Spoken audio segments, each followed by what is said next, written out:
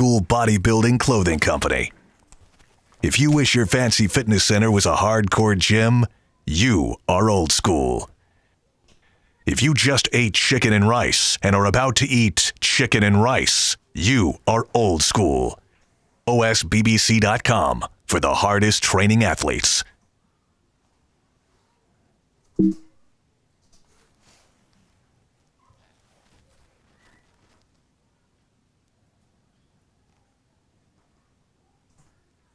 Old School Bodybuilding Clothing Company. If you wish your fancy fitness center was a hardcore gym, you are old school. If you just ate chicken and rice and are about to eat chicken and rice, you are old school. OSBBC.com for the hardest training athletes. I'm Dave Palumbo, founder of Species Nutrition. From my earliest bodybuilding days, I believed in only putting the best in my body. And that lives on in the Species Nutrition line of products. I put my name and reputation on every bottle of Species Nutrition products. If you want to be your absolute best, join the evolution.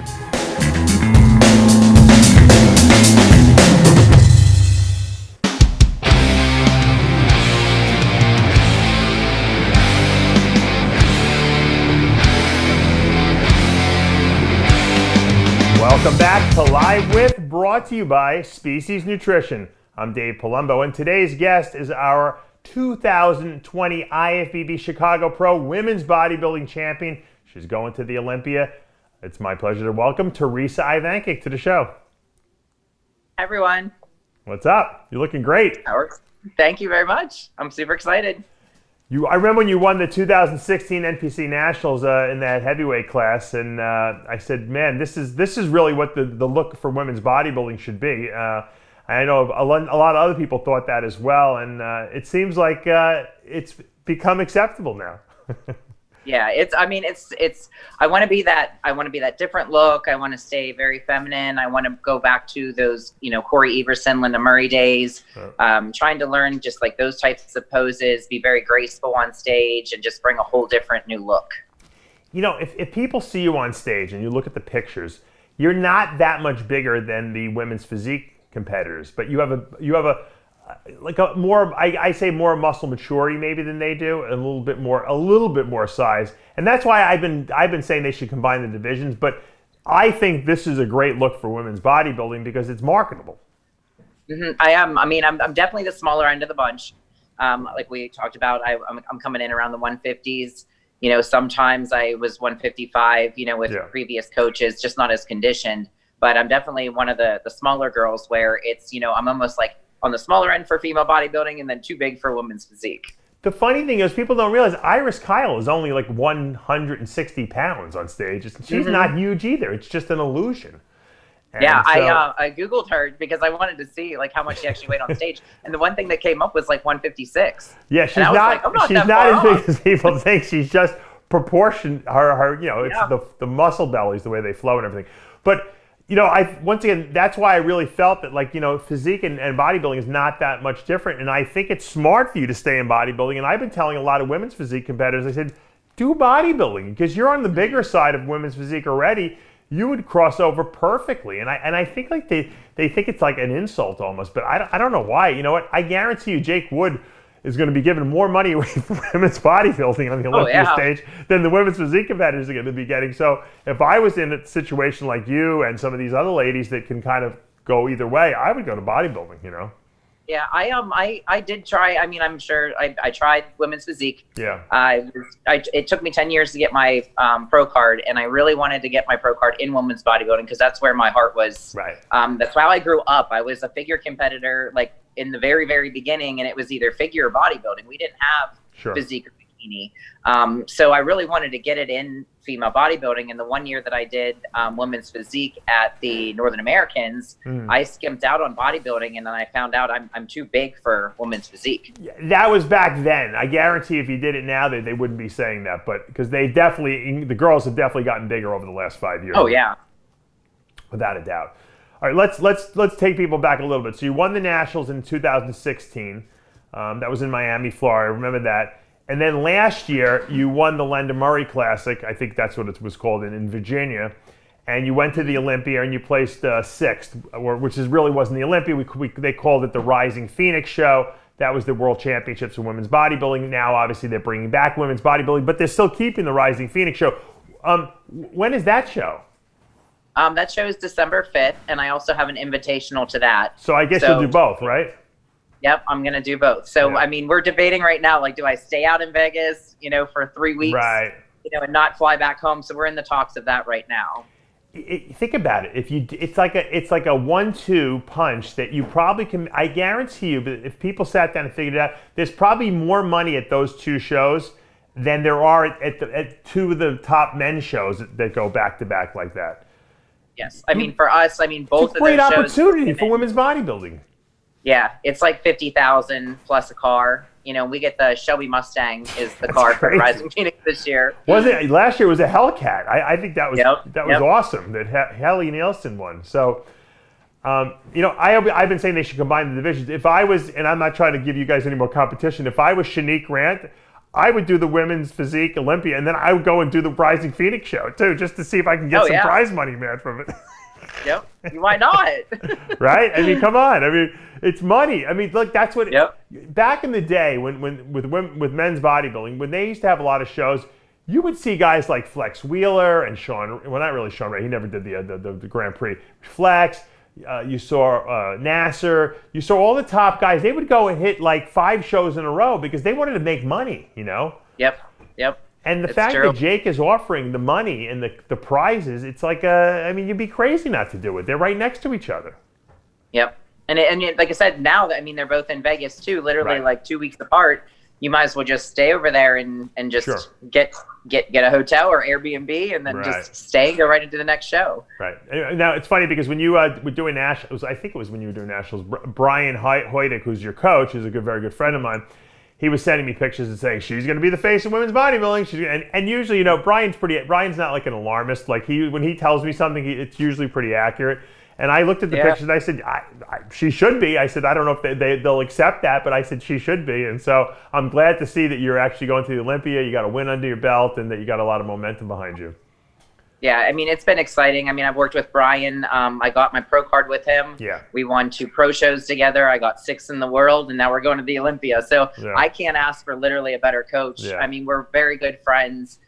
We see eye to eye. Whatever he tells me to do, I do. I don't. I know what I need to do. He knows what he's doing because I trained him. That's why. That's why I'm validating him. No, but he's a good guy too. Now, interestingly, we've been pumping you up and saying how great you are and everything like that, and that's awesome. And you got some good momentum, but.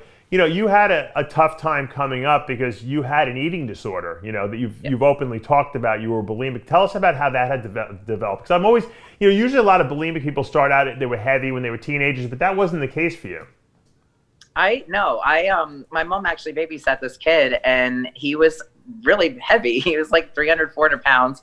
And just one day, he came up to me and he was just like, you're getting fat, because we had a pool and we were always swimming, and I don't know why. The fat kid was telling you that you were getting fat. Yeah, and you believed him too. That's how insecure you were. Yeah. But I don't know what it did, but it honestly, it just took me and it just broke me.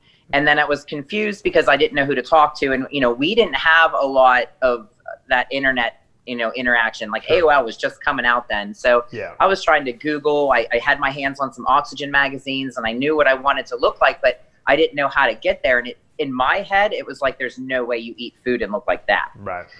So it all just was so confusing. And it was a lapse of 7 years until I met my fiance. And then we ended up, 2008 doing our first figure show together. And then I just kind of overcome it because I'm like, food is fuel and it's very, very healthy. And I actually feel 10 times better. And I just wish that a lot of girls that were going through this would reach out to people that have been through it and get themselves through it easier. I find that as a coach and someone who's been helping people for over 25 years, that helping someone who's bulimic is way easier than helping someone who's anorexic. And I'll tell you why. Because anorexic people are control freaks. And they don't want to give over control of anything. They think they got everything under control. They think there's nothing wrong. Bulimic people who are, and there's different degrees of bulimic. You were actually full-blown throwing up, right? Things down the throat. a lot of bulimic people just over-exercise the weight off. They basically purge the food by just trying to do 3, 4, 5, 6 hours of exercise a day, and that's how they get it out. And you did both, a little of both, I think you told me. Yeah. Yep. So bulimic people are easy to help because they really want to be helped. They don't want to do what they're doing. Yeah. They just don't know how to fix the problem. So if you put them on a structured program that gives them, all right, you're going to eat here, and you're going to do this here, and you're going to take this here, and you're going to exercise here, and you're not going to do more than this, and it works a lot of times because now you have a formula that actually will fix your problem. And that's really all you're looking for, right? I mean, is that an accurate depiction? It is because it's structure. It's having somebody tell you what to do, and then we're very we have to do things perfect. We follow things by the book. So if somebody gives you a program, we're going to be those ones that literally never cheat. So we're going to be your good clients. Yeah. But the good thing is once you started eating probably regimentedly and you saw your body improving, you had no desire to throw up anymore probably, right? No. I mean, it's really weird. Some people may not have had the same situation that I did, and they might have needed more help. But after I felt the way I did and the energy, and then you started taking it all out on the weights and in the gym, and you started building muscle, and you started seeing all this stuff, you're like, wow, this is crazy. And then you just become addicted. So you're moving one obsession and you're pushing it into another obsession. But in a constructive way now, rather than a destructive way. Yes, correct. Right. And so, but like I said, try to help an anorexic person. It's way harder because they're afraid of food. They don't want to eat. They think they get. So you could tell them what to eat and they just won't do it. And so I think that, once again, more bodybuilders I see with eating disorders are they just don't know what to do, and they don't know how to eat, and they're afraid, they just need structure. And so, I help a lot of people. I'm sure, I know you do diets for people as well. You probably help a lot of women, and I'm sure maybe some women, this will resonate with them that are watching this interview, and they'll contact you and want you to help them because obviously you have personal experience with that. Yes.